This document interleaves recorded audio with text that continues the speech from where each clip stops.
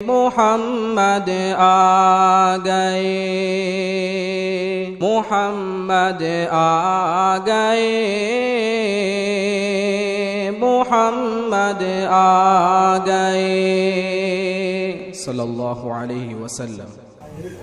ایک بہت اچھا واقعہ سنانے جا رہا ہوں، یہ علماء بہت پسند کریں گے اور یہ ہمارے بچے بھی بہت خوش ہوں گے۔ آپ کو معلوم ہے حضرت ابو بکر صدیق، بولو ساتھ میں بولو، کون؟ یہ خلیفۃ المسلمین بن گئے، سارے مسلمانوں کے بادشاہ بنے۔ اچھا، ہمارے آقا تاجدار مدینہ، بولو محمد رسول اللہ صلی اللہ علیہ وسلم کو پردہ فرما کے 8 دن ہوئے، یعنی ہمارے نبی صلی اللہ علیہ وسلم اللہ کے پاس پردہ فرما کے گئے، لیکن ہمارا عقیدہ ہے آج بھی ہمارے نبی اپنے روضہ مبارکہ میں زندہ ہے۔ بولو ہمارے نبی اپنی قبر مبارک روضہ مبارکہ میں، لیکن 8 دن ہوئے۔ اب سب لوگ غم میں بیٹھے ہوئے ہیں۔ اب سننا، حضرت ابو بکر رضی اللہ تعالیٰ عنہ بیٹھے، بڑا مجمع بیٹھا ہے، اتنے میں ایک بوڑھے آدمی آئے۔ بولو کون آئے؟ لیکن سفید داڑھی، سفید امامہ، بالکل سفید کپڑا، اور چہرے پر کچھ عجب رعب اور دبدبا، ہاتھ میں عصا، ڈنڈا، لکڑی ہاتھ میں آئے اور آ کر کہا کہ آپ ابو بکر ہیں؟ حضرت ابو بکر رضی اللہ تعالیٰ عنہ نے فرمایا ہاں میں ہوں۔ کہا آپ خلیفۃ المسلمین ہیں؟ کہا ہاں میں خلیفۃ المسلمین ہوں۔ وہ کیا کہتے معلوم؟ میں یہودی عالم ہوں، میں یہودی ہوں اور کیا ہوں، اور کہا میں نے ایسے کپڑا چھپا کر یہاں پر آیا ہوں، اپنے چہرے کو چھپا کر آیا، ورنہ میں اگر میرا کپڑا کھول دیتا نا تو مدینے کے سارے یہودی ابھی جمع ہو جاتے، کیونکہ سب کو معلوم ہے میں بہترین جاننے والا، میں بہترین بولنے والا، میں بہترین تقریر کرنے والا، لیکن میں نے اپنے چہرے پر یوں پردہ رکھا اور آپ کے پاس آیا ہوں۔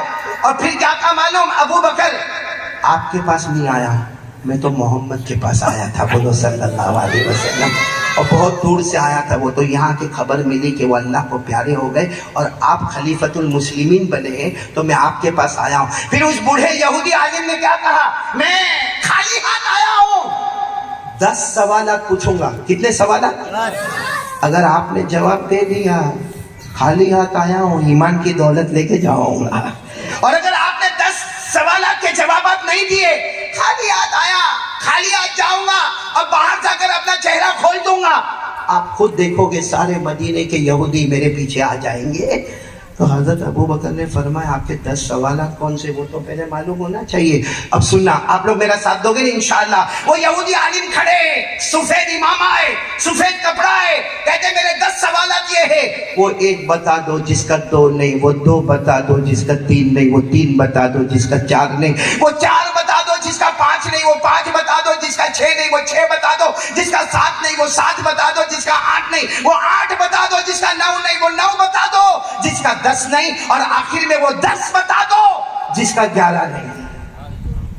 اور حضرت ابو بکر رضی اللہ تعالیٰ عنہ نے یوں پورے مجمع میں دیکھا کہ شاید کوئی جواب دینے کو تیار ہو، لیکن کوئی جواب دینے کو تیار، تو حضرت ابو بکر رضی اللہ تعالیٰ عنہ نے فوراً ایک صحابی کو بلائے۔ کون سے صحابی کو بلائے؟ جنہوں نے ابھی تو جوانی میں اپنا قدم بھی نہیں رکھا، بالکل جوان۔ کون؟ حضرت عبداللہ بن عباس، ساتھ میں بولو کون؟ حضرت عبداللہ، یعنی ہمارے نبی کے چچا کے لڑکے، حضرت عبداللہ رضی اللہ تعالیٰ عنہ کو بلائے، آؤ ادھر آؤ، اور کہا کہ یہ جو آئے ہیں نا ان کو حضرت علی کے پاس لے جاؤ، بولو سبحان اللہ، اور جا کر کہو کہ ان کے سوالات کے جوابات دے دے۔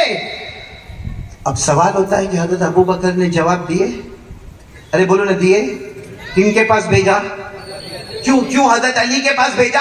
کیونکہ حضرت ابو بکر جانتے تھے ہمارے نبی نے فرمایا تھا، قال رسول اللہ صلی اللہ علیہ وسلم انا مدینۃ العلم وعلی بابها۔ ہمارے آقا بولو نا تاجدار مدینہ محمد رسول اللہ صلی اللہ، آواز نہیں آ رہی ہے، صلی اللہ علیہ وسلم نے فرمایا، ہمارے نبی نے فرمایا تھا علم، نالج، ایجوکیشن، میں اس کا شہر ہوں اور میرے شہر کا دروازہ علی ہے۔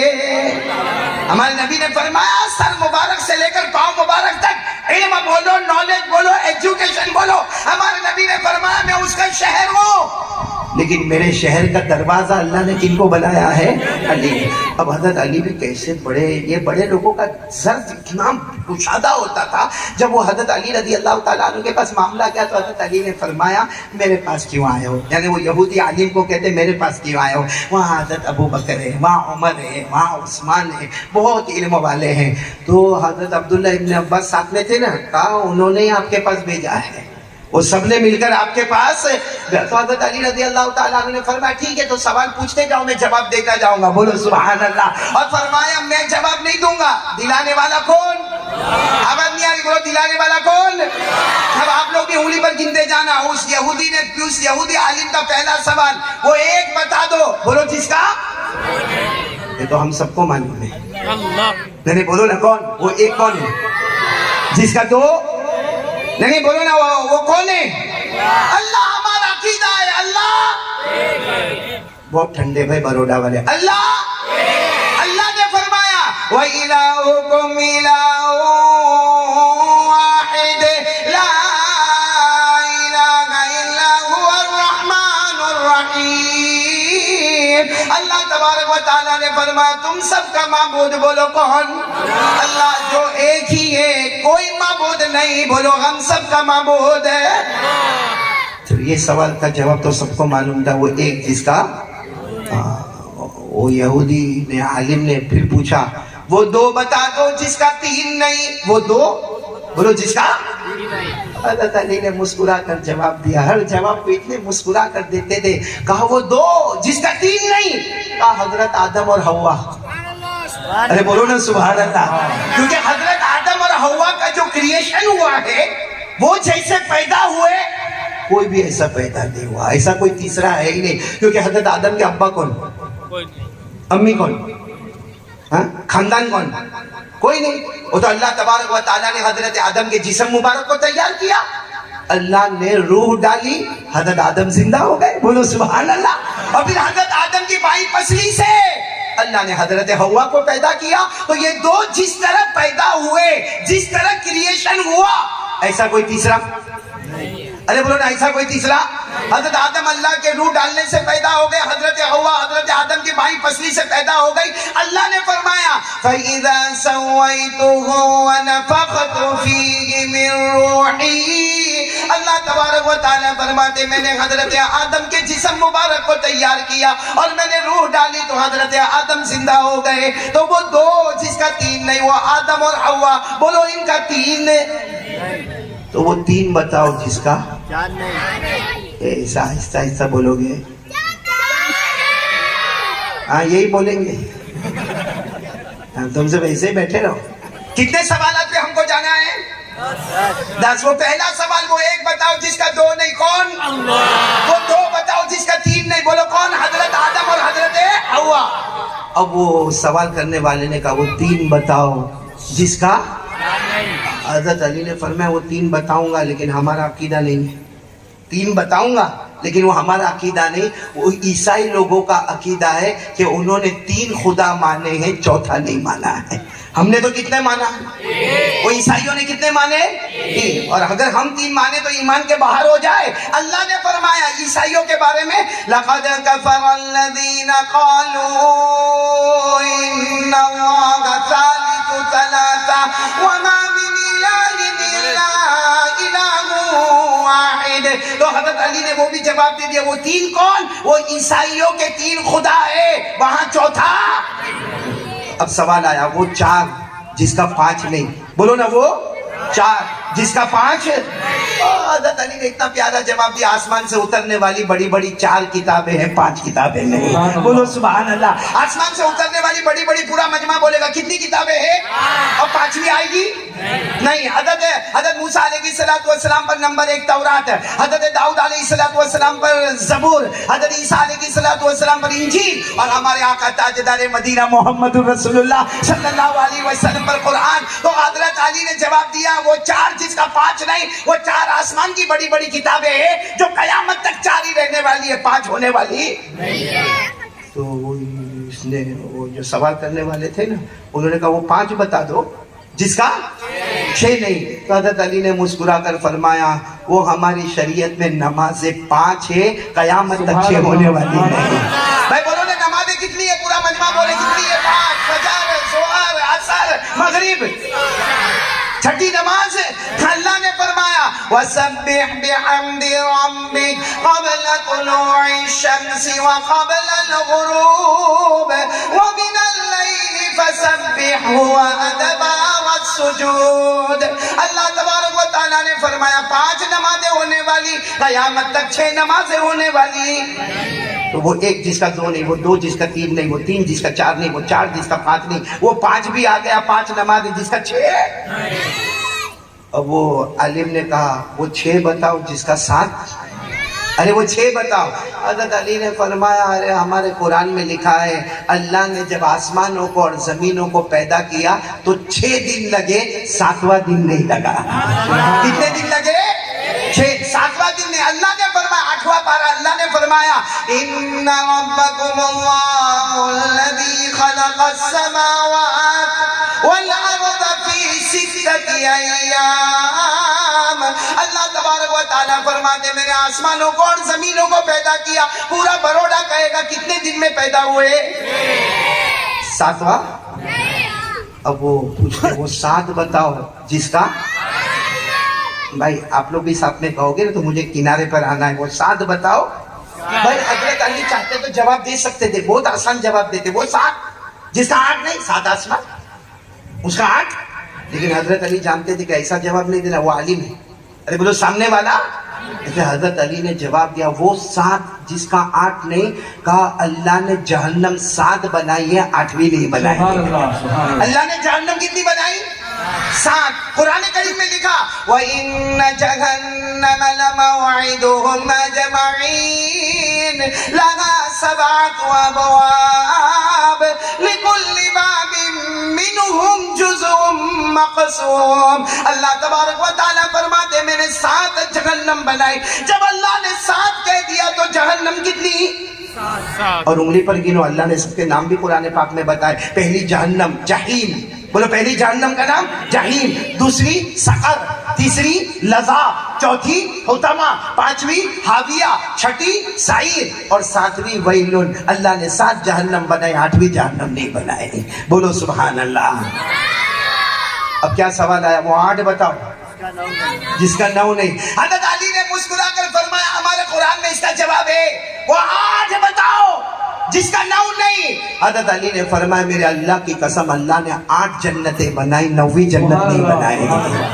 اللہ نے کتنی جنتیں بنائی؟ پورا مجمع بولے گا 8. اللہ نے جنت بنائی, جنت النعیم بنائی, یہ میری انگلیاں دیکھتے جاؤ. جنت عدن بتائی, اللہ نے جنت خلد بنائی, اللہ نے جنت سلام بنائی, اللہ نے جنت مقامہ بنائی, اللہ نے جنت ماوا بنائی, اور 8ویں جنت اللہ نے جنت الفردوس بنائی. بولو سبحان اللہ. اللہ نے 8 جنتیں بنائی, 9. اب وہ کنارہ آ رہا ہے, کہتے وہ 9 بتا دو. اب اتنے سب تو بتا دیا آپ نے, اب وہ 9 بتا دو جس کا 10 ہے. حضرت علی نے فرمایا ایک زمانے میں ایک نبی آئے تھے حضرت صالح علیہ السلام, اور وہ قوم سمود کے پاس آئے تھے. اللہ نے اس وقت کہا تھا اے صالح تمہاری قوم میں 9 جماعتیں, 10 نہیں 9 جماعتیں ہیں جو دارو بھی پیتی ہے, شراب بھی پیتی ہے, قتل و غارت بھی کرتی ہے, زنا بھی کرتی ہے, فساد بھی کرتی ہے. اللہ نے حضرت صالح کو فرمایا وہ 9 ہے, 10 ہے نہیں. اور یہ قرآن پاک میں بھی لکھا ہوا ہے وَكَانَ فِي الْمَدِينَةِ 9 رَهْطٍ يُفْسِدُونَ فِي الْأَرْضِ.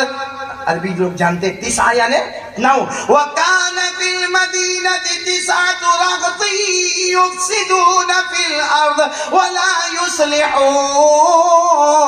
اللہ فرماتے میرے پیارے نبی حضرت صالح علیہ السلام تمہاری قوم میں فساد کرنے والی جماعتیں کتنی ہیں؟ اب آخری سوال رہ گیا وہ 10 بتا دو جس کا. حضرت علی کی آنکھوں میں آنسو آ گئے. کیوں آنسو آ گئے؟ کیونکہ بہت بڑے کرم کی بات تھی. کہا تم نے ایسا سوال پوچھا کہ وہ 10 بتا دو جس کا 11 نہیں, تو سن لو وہ رمضان کی آخری 10 راتیں ہیں, ان راتوں کی طرف کوئی 11ویں رات نہیں ہے.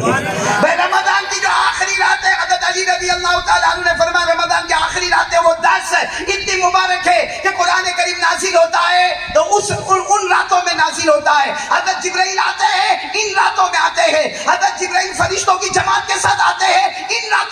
ہے, شب قدر آتی ہے ان راتوں میں آتی ہے, اور امت کو جہنم سے آزاد کیا جاتا ہے تو انہی راتوں میں کیا جاتا ہے. سبحان اللہ. سب سوال کے جواب ہو گئے نا. سامنے وہ جو عالم تھے نا, کہا علی خالی ہاتھ آیا, اب خالی ہاتھ نہیں جاؤں گا, ہاتھ بڑھا دو. ابھی حضرت علی ہاتھ بڑھانے گئے کہ پیچھے دیکھا کہ ابو بکر بھی کھڑے, عمر بھی کھڑے, عثمان بھی کھڑے, وہ سارا مجمع آ کے کھڑا. حضرت علی نے فرمایا ابو بکر کے ہاتھ پر ایمان قبول کر لو, اور پورے مجمع میں آواز آئی اشہد ان لا الہ الا اللہ واشہد ان محمد رسول اللہ. میرے پیاروں میں کہتا ہوں جب علم کے دروازے حضرت علی کا یہ حال ہے تو پیارے نبی جو علم کے شہر تھے ان کا نالج کہاں سے کہاں تک ہوگا. لیکن مجھے ایک بات آپ کو بتانی ہے, حضرت علی نے جو 10 سوال کے جوابات دیے, اگر حضرت علی نے نہ دیے ہوتے اور ہم تک نہ پہنچے ہوتے تو قاری احمد علی نہیں دے سکتا. یہاں کوئی عالم بولو, یہ تو ہم کو تو حضرت علی نے 10 جوابات کیسے دے دیے کہ 1 2 نہیں 2 3 نہیں 3 4 نہیں 4 5 نہیں 5 6. یہ حضرت علی رضی اللہ تعالیٰ عنہ نے ایسے جوابات ایسے پھٹافٹ کیوں دیے؟ کیونکہ حضرت علی کی نظر تھی قرآن پر. حضرت علی کی نظر تھی, آواز نہیں آ رہی ہے, حضرت علی کی نظر تھی, اور ہماری نظر ہے موبائل پر, وہ قرآن پر نظر تھی. تو حضرت علی اور ان کے زمانے میں سکون ہی سکون تھا, رحمت تھی, برکت تھی, مغفرت تھی, امن تھا, چین سکون تھا, نہ گالیاں تھی, نہ لوگوں کے اندر حسد تھا, نہ جلن, نہ کینہ, نہ کپٹ, نہ بغض, نہ عداوت, کیونکہ سب کی نظر کس پر تھی؟ اور ہماری نظر یہاں اتنا بڑا مجمع بیٹھا ہے, میں قسم کھا کر کہوں تو غلط نہیں ہوگا, سب کے پاس موبائل. ارے چھوٹے چھوٹے 12 سال کے اور 11 سال کے لڑکوں کے پاس موبائل, اور موبائل پر اللہ کی قسم یہ موبائل نہیں ہے. کبھی کبھی ڈر لگتا ہے کہ یہ موبائل ایمان نکال لے گا, اور کبھی کبھی تو یہ ڈر لگتا ہے کہ یہ موبائل ہم کو جہنم تک پہنچا دے گا.